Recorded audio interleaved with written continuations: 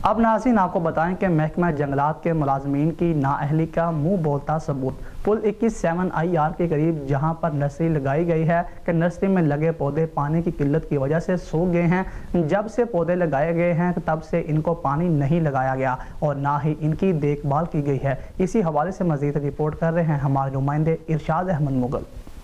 السلام علیکم ناظرین، میں آپ کا ہوسٹ ارشاد احمد مغل، آپ دیکھ رہے ہو SM نیوز، اور میں اس وقت موجود ہوں 3814L پل کے قریب جو LBT نہر ہے۔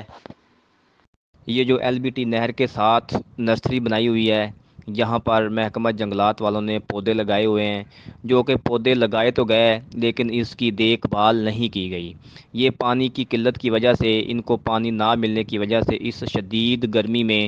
یہ جو ہیں یہ پودے سوکھ گئے ہیں، اور یہ سوکھ کر جو ہیں یہ کچھ تو ٹوٹ گئے ہیں، اور یہ کچھ جو سوکھے ہوئے آپ دیکھ رہے ہو درخت آپ کو ہم دکھا رہے ہیں، چھوٹے چھوٹے پودے جو ہیں